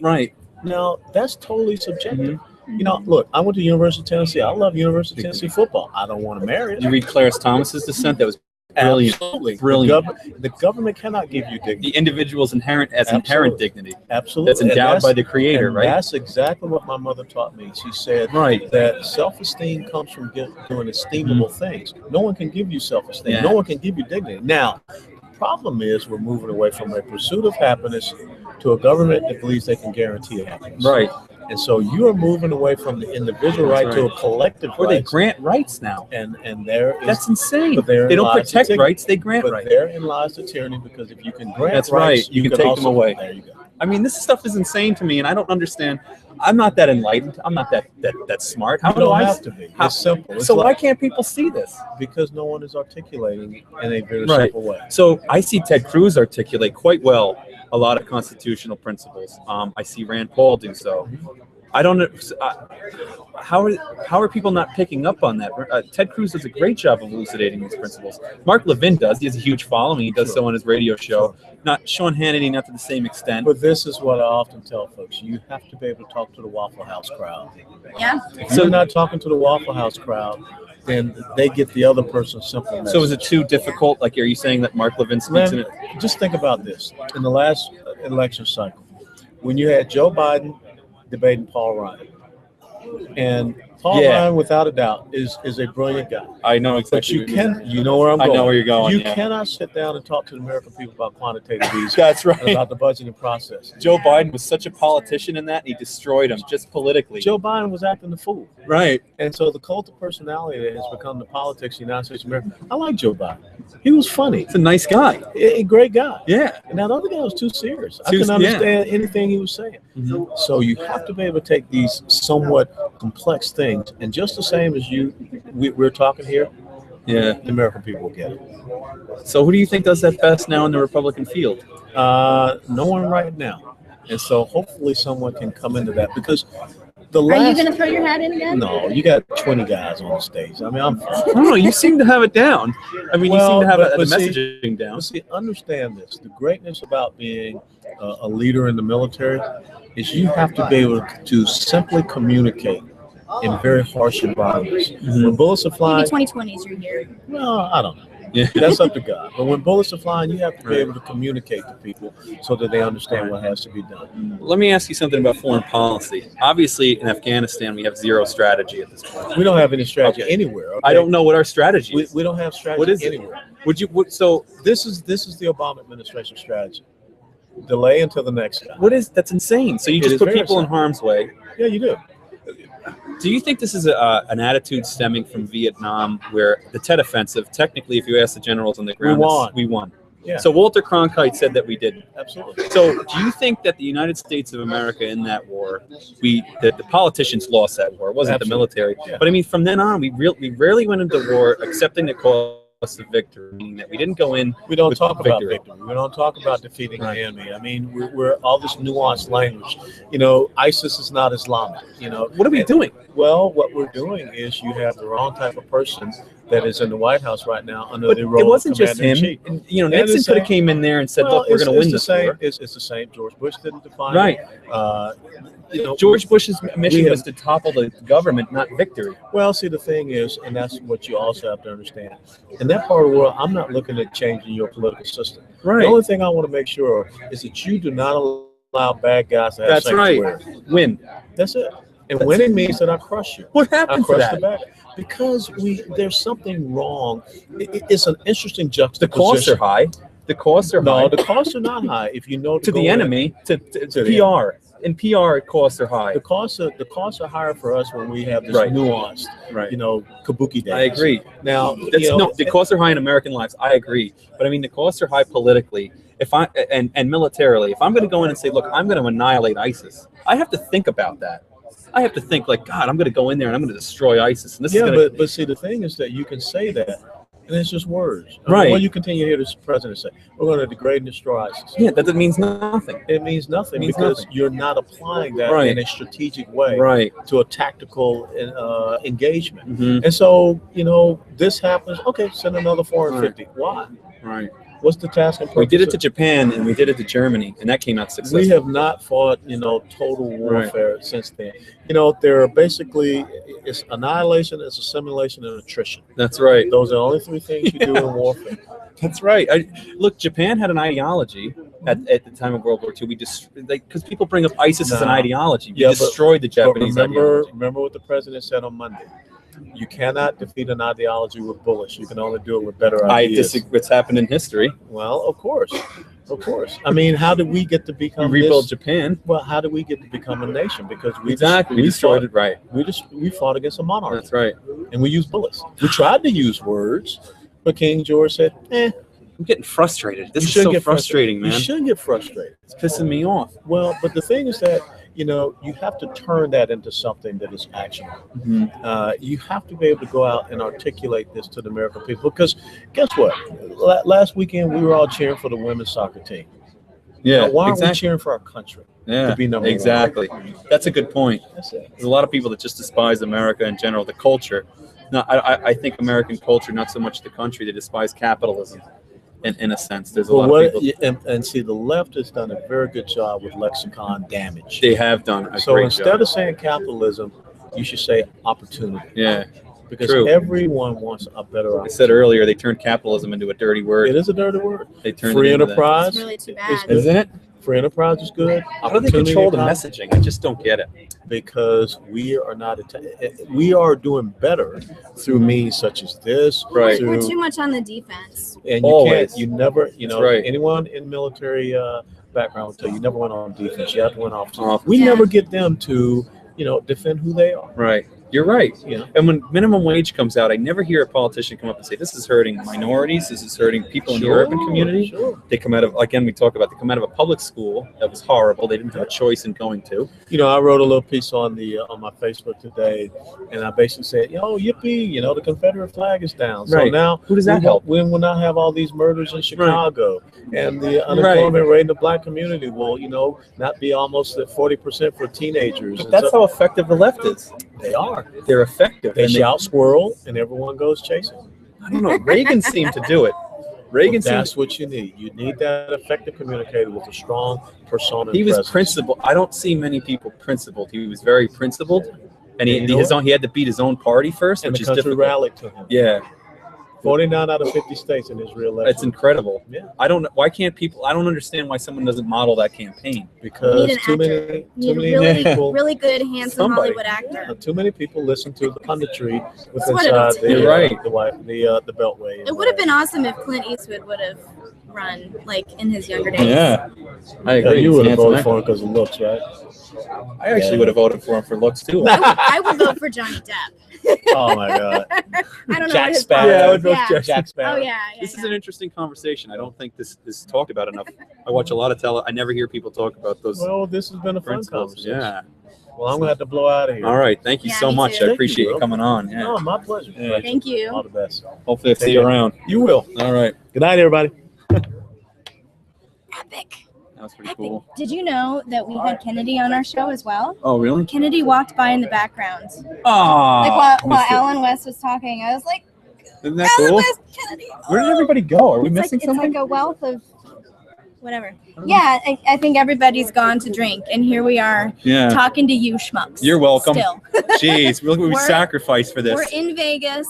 What are we doing here? Yeah, I know. Let's go drink. Let's go drink. All right, that was a really good show, though. That was awesome. very cool. We had Peter That Schiff, was cool. Alan West, Rick Rule. We had the president of a country, Yeah. and he promised to name the capital city after me. What was it again? Can you say the name? I liked it. Rachel Opal. Rachel Opal, Wait, yeah. I have to- Rachelopia?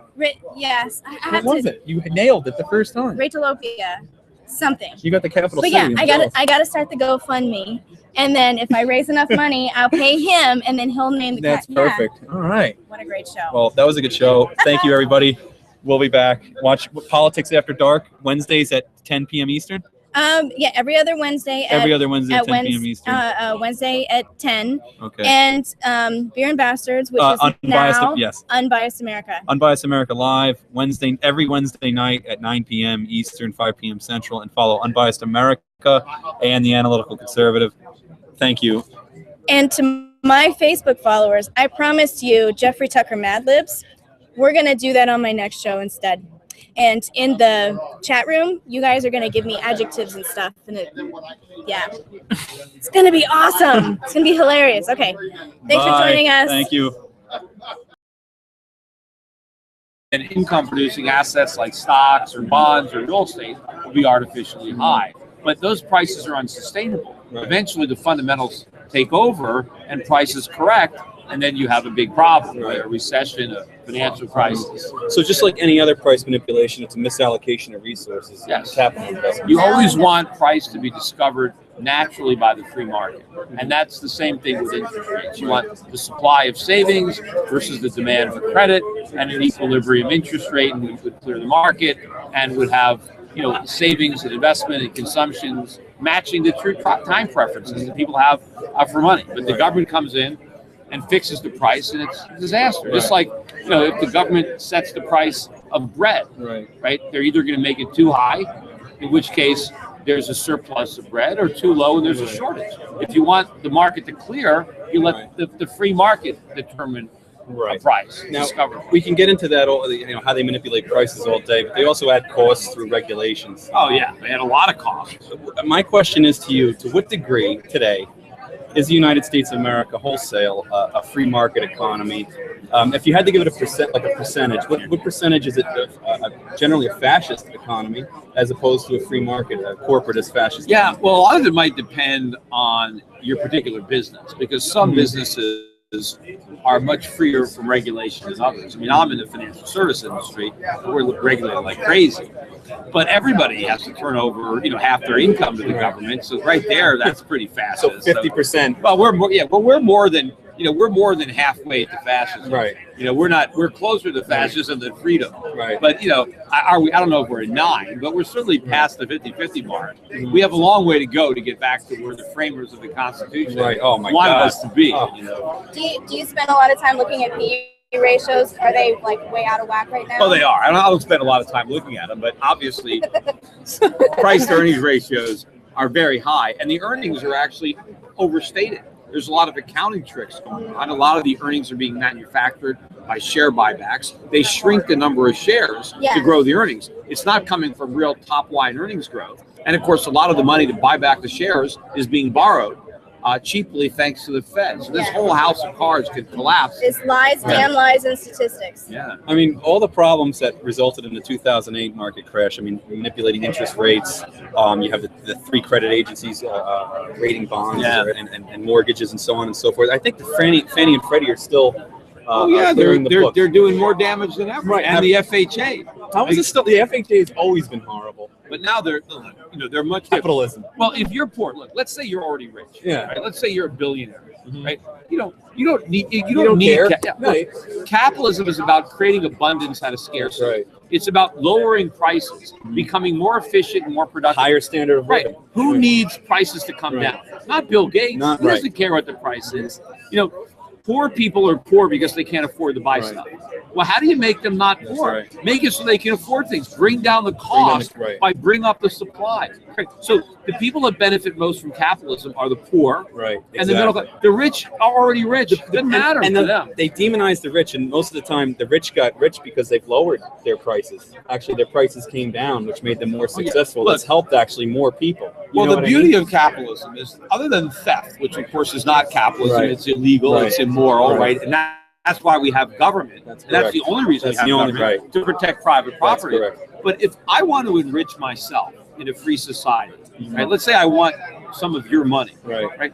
If I can't mug you, right? If I have to respect your rights, how do I get your money? I have to convince you to give it to me by providing a product or a service that you value more than that money. I have to figure out what you need, what will improve your life, and then figure out how to give it to you. And if I can do that, and then you voluntarily give me your money, then we both win. And the people in capitalism that amass the most wealth are the people that provided the most good for the most people. That's correct. You know, and their wealth directly correlates to that good that they've actually produced for people. But then people get envious and jealous of the fact that in a free society, some people get wealthier. But those are the people that deserve the wealth.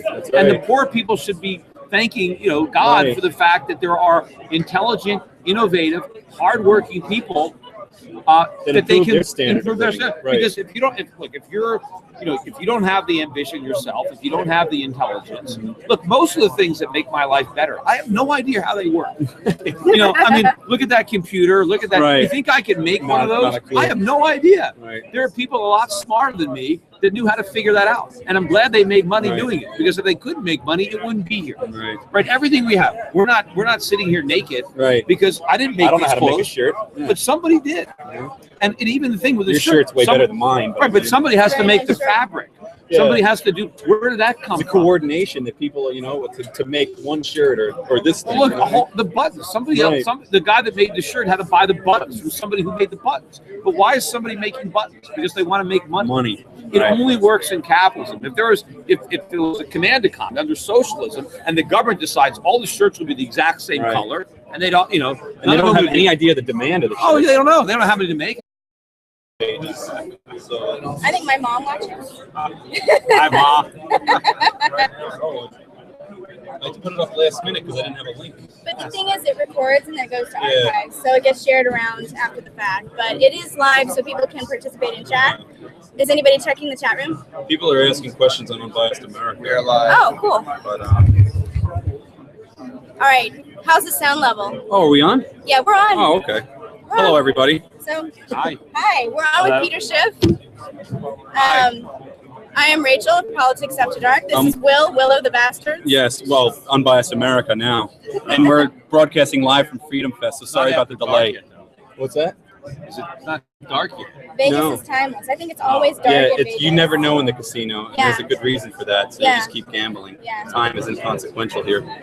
Obviously, we're on with Peter Schiff. I have one question, actually, already. Somebody asked, and I was curious, too, how you predicted the 2008 economic downturn. They said you talk about it in some of your videos, and they wanted to know they were just understanding economics. It wasn't very difficult. The question is, why did so many other people miss it? It's not that why was I so smart? Why were they so dumb? Right? It was pretty obvious, because if it wasn't that obvious, I wouldn't have been smart enough to figure it out. So what sort of fundamentals did you look at? I just understand money. I understand the Fed. I understand the psychology of bubbles. And I know where real economic growth comes from. It doesn't come from a printing press. It doesn't come from artificially low interest rates. Actual products and services? Yeah, it comes from savings, under consumption, capital investment. Under consumption? Yes. That sounds like terrible. Oh, it's good. That's delayed gratification. That's where economic growth comes from savings. But why would you save in a zero interest rate environment? Why? Where is the economic incentive for anyone to save? There's none. To delay gratification when you delay, then you get nothing for it. There is no incentive. There's an incentive to go out and borrow money and gamble with it, or just consume. The government tries to make it easy for Americans to buy things they can't afford. But if we're doing that, we don't have the savings necessary to fund real capital investment. Now, the Fed tries to create savings out of thin air by printing money, but there's no shortcuts. It doesn't work. You know? Well, would you say that, insofar as them actually printing money, that they're really manipulating prices and by manipulating interest rates? if there was a natural interest rate, you'd have the savings that you would need, or with the quantity of money and so on. Well, they're manipulating interest rates, which distorts decisions to invest and consume. And prices of financial assets in particular are influenced by interest rates. So if interest rates are artificially low, then I don't know. I'm being in Vegas, maybe, except I don't like it in July. It's very hot. Yeah, it's really hot. Sometimes. I haven't yet, so I haven't. So I haven't lost anything. So you're winning. No, well, I'm breaking even. If you want to consider that success, maybe by government standards, that's a big win. I'm breaking even too because I haven't played a single game so far. So I'm coming out on. I'm out on top. I watched somebody play craps, and they had me shoot the dice, and I did very well. They were very happy with me. Yeah, well, what I really like about FreedomFest is there's a lot of good people here. I see a lot of people that I don't see all the time. I see them every year here. I see them at other conferences. I get to see some of our clients at my company. Yeah, that's great. Your Pacific Capital. We always pick up some new clients every time I come here, so that's good. That helps cover the cost to get it here. Right. Is it worth your while financially? Is that why you come? I hope it is. Yeah, I mean, Skousen doesn't pay me to come. It's not like, I don't know how much he paid Paul Krugman, but I'm sure he got a lot of money. I came for free. Yeah. Krugman. Oh, awesome. Well, thank you so much for being on our show. Thank you. And if anybody wants to see me, I don't do my radio show anymore. Oh, you but I do a podcast. Didn't you do Sean Wood's show for? I did. Well, I launched his show. Now he has his own show. Okay. He was on like my network. So, okay. But I didn't have the time. I got too many businesses I'm running. He has the time, so he has a good show. But I do a podcast at Shift Radio, and people can listen to it, on iTunes or Stitcher. Yeah, have it on iTunes. And then I got my YouTube channel, Shift Report, and I put out video blogs. So, lots of stuff for people to watch. I talk about the economy, the markets, some political stuff. So one more question: where's the next bubble in the United States market? We're living in. Look, we're in a super bubble. We got a stock market bubble. We got a housing bubble. The stock market bubble's worse than housing. We got a bond bubble, and there's a student loan bubble. There's a auto loan bubble. The dollar is a bubble. The whole U.S. economy is a big bubble. Would you attribute that to people not understanding how prices allocate resources, though? I attribute to a lack of understanding of a lot of things by a lot of people. Yeah, people have put their faith in government and central bankers, and they're going to get burned. They need to put their faith in themselves and in freedom, in capitalism. But people want something for nothing from the government. They think the government can improve on freedom, and they can't. All they can do is undermine what free people can achieve. Right, but how would you suggest conveying these messages of capitalism, that capitalism is a better system? I mean, it's almost like a dirty word now. If I say it in academia, people have to defend it morally. Right. And from the point of view... It is a more moral system. But also from the point of view of the average guy. Not the businessman or the wealthy, but the poor. The middle class, like me. Why? Yeah, because I love it's bigger now. I mean, basically, what happened is the private subprime market went away, and the government took it over. Right. So all the subprime lending is still going on. It's just going on directly by the government. Right. So the taxpayers are behind all these bad mortgages, and the autos too. The government now we've got a subprime auto bubble. I mean, and colleges. Well, that's been ongoing. I mean, unbelievable. Well, that's been ongoing, and in fact, now President Obama made it worse, which he does with everything. So at least he's consistent. Right. But they socialized what wasn't socialized in student lending, and so now instead of guaranteeing the loans of private banks, they just make the loans directly. Right.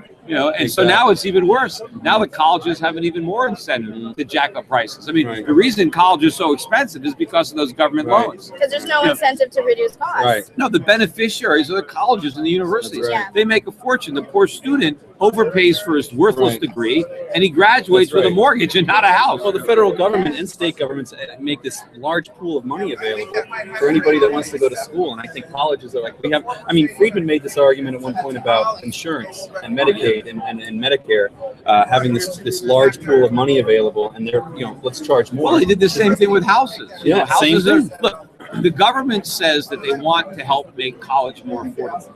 The result is that they make it expensive and no one can afford it. That's right. That's how government works. It's always the opposite. Whatever the government's stated objective is of a program, it will achieve the opposite of that. So when they war on poverty, they create more poverty. And poverty won that war. Right. So that's the government just has to stop doing things. Poverty won the war. That's a good way to put it. Or I guess if they set out, they should be like George Costanza who signed. They should do the opposite of what they want. So if they want to make education more affordable, War they on should try to education. figure out how to make it expensive. Right. And then maybe they'll That's succeed. right, yeah. But there's no way they're ever going to achieve their stated objective. But often their stated objective is just a ruse to get the That's public exactly to what it support it. They, like they'll pass a law, tax simplification. It's all about making it more complicated, but they can't get anybody behind tax complication. Right. So they call it simplification because, everybody wants to make things more simple, right? But then, then the bill makes it more complicated. That's why they don't want to read the bills. And just read the title, and right? Make it benevolent, like the Patriot Act. Yeah, the Patriot Clean Water Act. Well, yeah, but the Patriot Act is the most unpatriotic piece of legislation. So if you want to pass something really unpatriotic, call it the Patriot Act. Affordable Care Act. Right. The names are all Of course, we're all for affordable care. Right. They can't call the act that let's make healthcare extremely expensive act. Exactly. No one's going to get behind that, right? Yeah. No, you're What's right. your favorite part of Freedom Fest?